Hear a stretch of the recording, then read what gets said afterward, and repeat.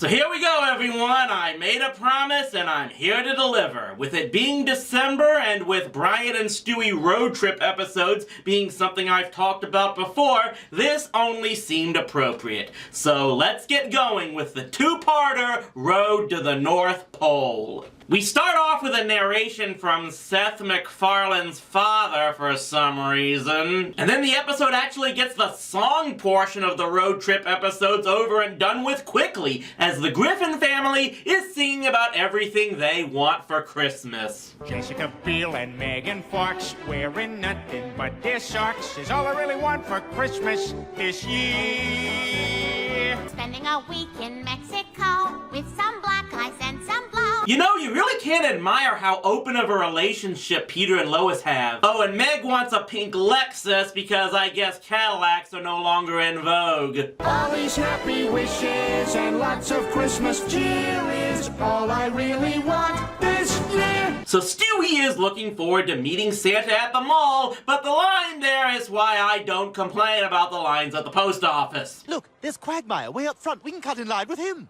Wait, Stewie, he doesn't like me so much. I mean, all I did was have sex with his trans dad and somehow he wants to kill me. Oh, and then we get this whole scene where Brian tries to make nice with the kid Quagmire's with, but ruins it because he didn't know the kid is undergoing chemo treatment.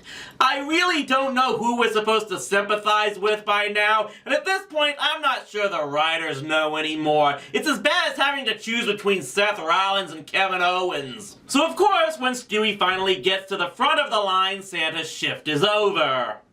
Santa, you can't leave now. That son of a bitch. He just turned his back on me, the way reality turned its back on Gary Busey. Hey, it was Busey's son who took a role in Shasta McNasty. I'd say he has the bigger problem. Stewie demands that Brian take him to the North Pole, so Brian takes him to a rundown Santa's village upstate, and of course Stewie doesn't buy it. Why do you want to go all the way to the North Pole? Because I'm going to kill Santa Claus. Wait a minute.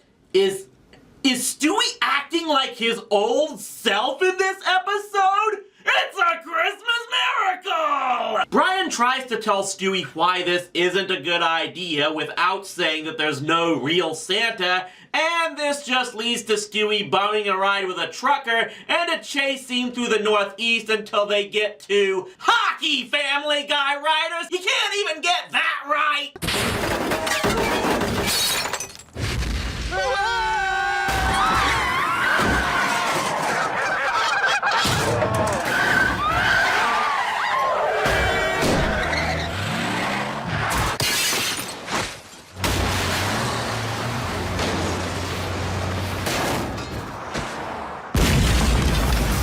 Okay, why isn't there a Family Guy road rage game again?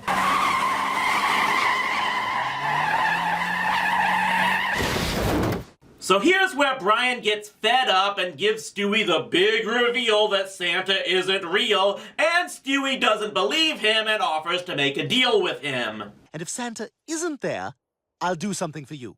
What?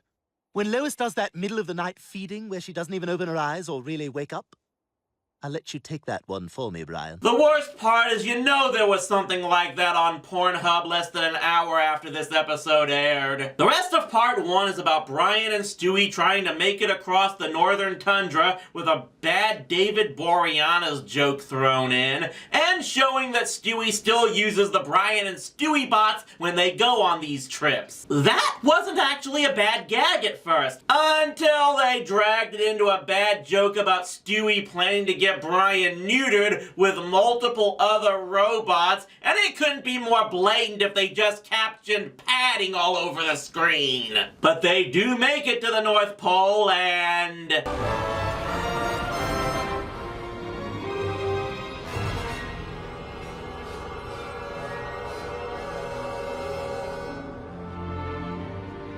This can't be it.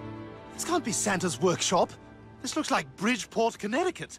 Oh boy, get ready for the letters. I guess New Jersey was too easy of a joke this time. So part 1 ends with a clearly beleaguered Santa opening the door and Stewie declaring he's going to kill him. And part 2 opens with Santa telling him to go ahead and do it. And believe it or not, this is where the episode actually actually starts getting good. Much of the first act of part 2 is about how the conditions at the North Pole have gotten worse over the years because of more and more kids demanding more and more complex presents. And it kind of works. Yeah, they show mutant inbred elves committing suicide to be eaten by feral reindeer, and yet somehow it's not mean-spirited, because this Santa isn't portrayed as a slave driver like most bad jokes about modern Christmas. He clearly hates what his work has become, but he keeps on with it because he knows it's expected of him. This is something they tried in the live-action remake of The Year Without a Santa Claus,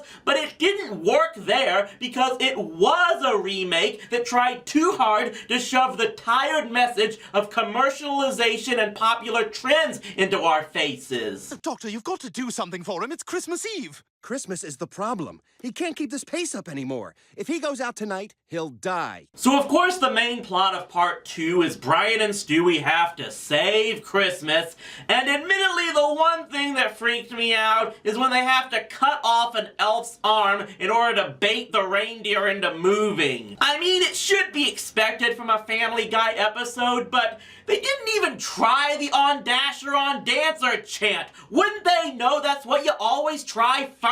Of course, not much goes right, and by that I mean nothing goes right. They crash the sleigh, they forget the presents when they go down the first chimney, they then have to break back into the house, they get caught by the homeowner, so Stewie kills him to keep him from calling the cops, and then they find out they were in the wrong house anyway. And again, in some demented, twisted kind of way, this all kind of works. It gets pretty dark, but again, that's just what Family Guy does. It's this show's way of deconstructing the Christmas legend that does in a way make sense. At least showing how impossible it would really be for anyone who's not Santa to make such a run. There are a lot of theories about how he would supposedly do this, delivering toys to every home in the world in one single night, but it doesn't make sense for two non-magical humans to be able to do it in his stead. And this is what Brian and Stewie sadly realize, that they can't save Christmas.